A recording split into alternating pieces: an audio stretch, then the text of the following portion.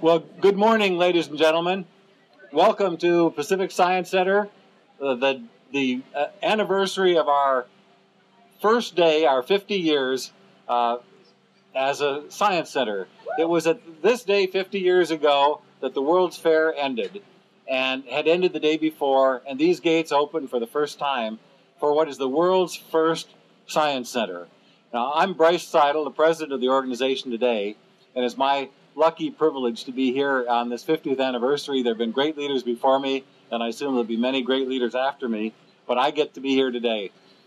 One of the things that you're seeing here is this elegant fashion statement. This coat came out of the tunnels. It was stuffed up in a cardboard box, and we pulled it out and had it dry cleaned. There are very early pictures of Director Dixie Lee Ray and staff wearing these coats. So for the first time in 40 or 50 years, it's seeing the light of day. It seemed like the right time to pull it out. We've had the benefit of great leadership at the Science Center through many, many interesting years of time. And I'm going to do something that may embarrass a dear friend, but I'm going to call out one of our most important leaders, past and present, and that's Ginger Ackerley, who's here with us today. Ginger's been on our board for 25 years, was board president, board chairman, and she and her family have been great, great supporters of the Science Center. Ginger, thanks for being with us today.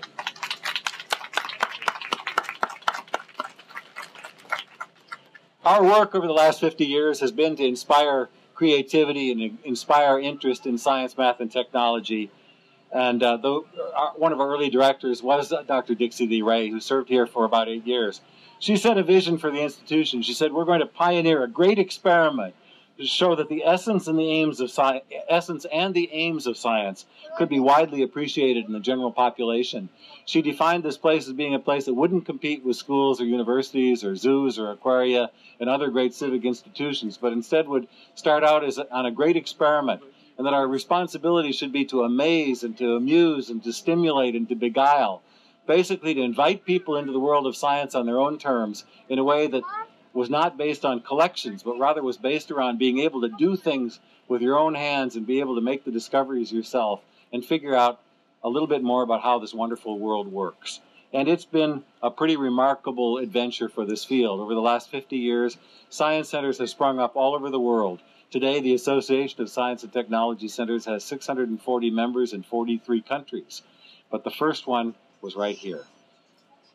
That day in 1962, when these gates opened, was a great experiment.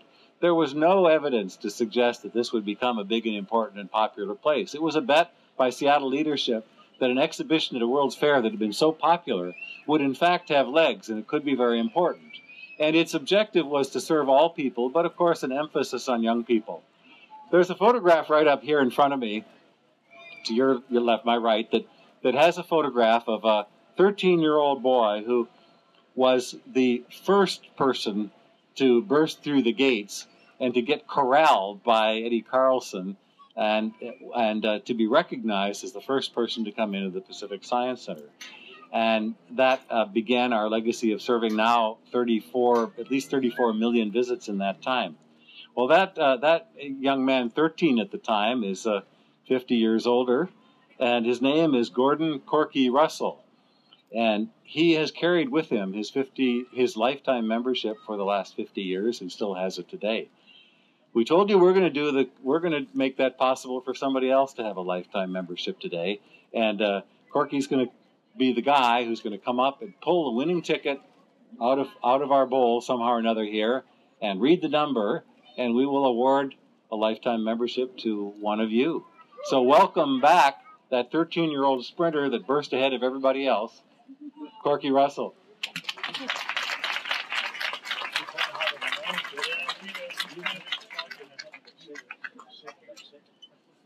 Let's just make sure it's dramatic. Okay?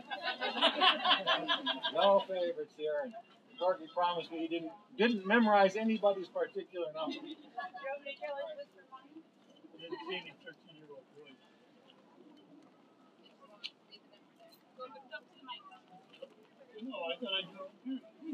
Okay, here we go.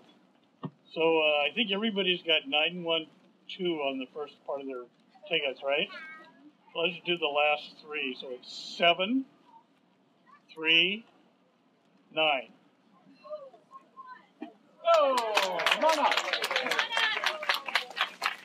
Come on up. Did he disappear? Oh, missed it by 1. All right. So who won, the baby? Yeah, welcome. So give us the name of the winner. Andrew? Andrew Jonathan Suderman. And turn around, look out at the crowd here. Wow, wonderful. That's perfect.